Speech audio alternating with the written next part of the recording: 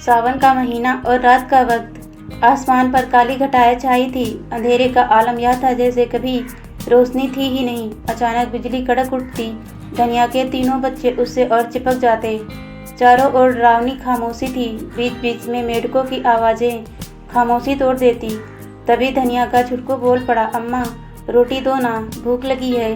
बड़ी बिटिया बुधनी जो 12 वर्ष के करीब रही होगी बोल पड़ी, छुटकू रुक जा, बारिश थमेगी तभी तो अम्मा आटा लाने बाहर जा सकेगी। हे भगवान, आज रात बारिश को मत रोकना। अब तो वह दुकानदार उधारी देने से रहा। 100 रुपये का कर्जा जो हो गया है। शाम को जब आटा मांगने गई थी तो कितनी गंदी नज़रों से वह मर्दूद उसे घूर रहा था। कांपती हुई नजरें झुकाकर धनिया ने कहा था, हुजूर कुछ आटा दे दो, बच्चे 2 दिनों से भूखे पड़े हैं। तेरे बच्चों का ठेका मैंने तो लिया नहीं है और ना ही यहाँ खैरात बंटते हैं। पहले पैसे चुका फिर आटा ले जाना। जा सामने से हट जा, दुकान में हवा आने दे। वह अभागी पूर्व जन्म के कर्मों के फल से आज ये दिन देखना पड़ रहा था कि अपमानित होकर भी आंखों से आंसू नहीं टपकते हैं। खुद के किस्मत को कोसती हुई धनिया अपनी खंडरनुमा घर में चली आई थी। हाथों में खाली झोला देखकर बच्चों का चेहरा लटक गया था। अम्मा कुछ खाना नहीं लाई। धनिया फट पड़ी, हरामजादो, क्या हर समय खाना खाना रटते रहते हो? रोटी क्या पेट पर उगते हैं जो मैं तोड़ कर ले आऊं? तीनों बच्चे सहम कर एक कोने में दुबक गए। वैसे माँ का यह रूप नया नहीं था। महीने भर पहले उनकी यह दशा नहीं थी। धनिया का मर्द बजरंगी अपने काम के अनुरूप एक गठीला जवान था। वह कारखाने में सुरक्षा गार्ड की नौकरी करता था। उनके दिन सहूलियत से गुजर रहे थे। फिर एक दिन शराब ने बजरंगी का जीवन ले लिया। रात में पीकर आया था।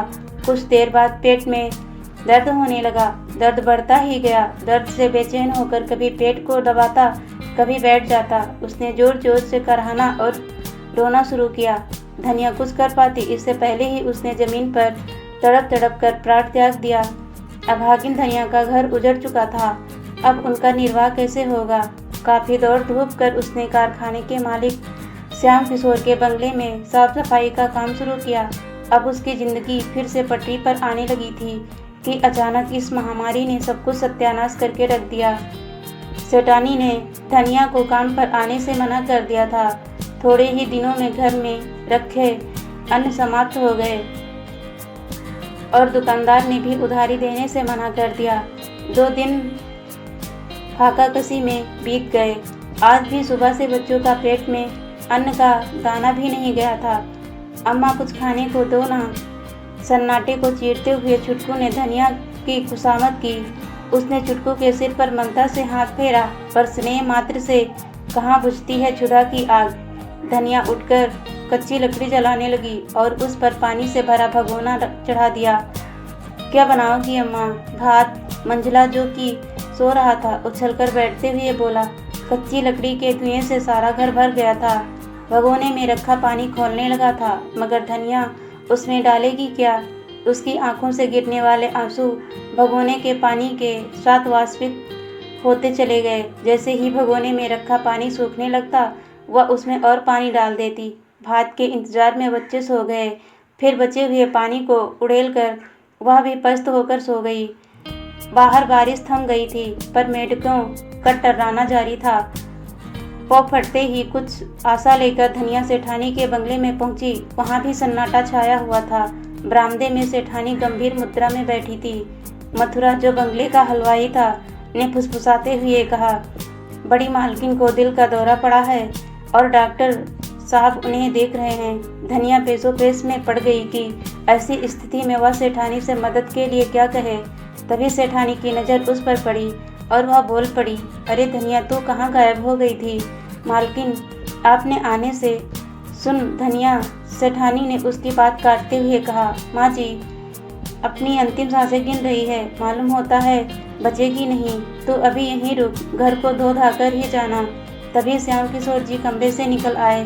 माँ नहीं रही। माँ जी चिल्लाते हुए सेठानी कमरे की ओर दौड़ी और जोर जोर रोने लगी। फिर तो धनिया को सांस लेने की फुर्सत नहीं रही। लोगों के आने का सिलसिला देर तक चलता रहा। पार्थिव शरीर को ले जाने के पश्चात सारे घर की सफाई धुलाई कर वह घर जाने के लिए बेचैन हो गई। सेठानी से एक बार बोलना भी चाहा था। अश्रु भरे आंखों से कहा, मेम साहब बड़ी विपत्ति में हूँ। हाँ धनिया, आंसू पोंछ ले। जानती हूँ तू माँ जी से बहुत प्यार करती थी, चली गई, अच्छा हुआ। जाने वाले को कौन रोक सकता है। सुन, आज तो हमारा चुटका लगा है। घर के चूल्हे में बना खाना हम नहीं खाएंगे। मथुरा ने तो सुबह ही खाना पका दिया था। तू सारा खाना ले जाकर तालाब में बहा दे। धनिया ने रसोई में जाकर देखा। चमकदार रसोई में अलग अलग भगोनों में खाना करीने से ढका रखा था।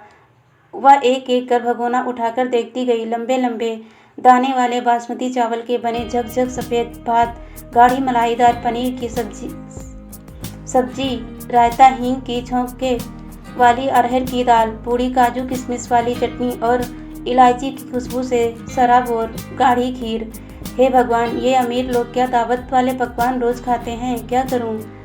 इन्हें घर ले जाऊं, मगर ये तो छुतका वाला खाना है। सारा भोजन अपने झोले में डालकर धनिया तेज कदमों से अपने घर की ओर चल पड़ी। बच्चे 2 दिनों से भूखे हैं, मुझे शीघ्र घर पहुंचना है। घर पहुंचते ही धनिया ने झोला खोलते हुए कहा, देखो बच्चों, मैं तुम्हारे लिए क्या क्या लाई हूँ। आ छुटकू, खाना खा ले। अम्मा देखो ना, छुटकू तो कब से उठ ही नहीं रहा है। बुधिया ने रोआज से भरी आवाज में कहा। धनिया का दिल तेजी से धड़का। उसने देखा छुटकू की आंखें उल्टी हुई थी और शरीर ठंडा पड़ चुका था। वह हमेशा के लिए सो चुका था, इस स्वप्न को देखते हुए कि उसकी माँ उसे भात खाने को देगी। धनिया के हाथ से झोला गिर पड़ा और मलाईदार पनीर, रायता सब बिखर गए। धनिया बेसुध होकर चिल्लाई, छुटकू उठ, खाना खा ले, ले भात खा ले, तेरे लिए भात लाई हूँ। मगर उसका छुटकू तो संसार के बंधनों से मुक्त हो चुका था।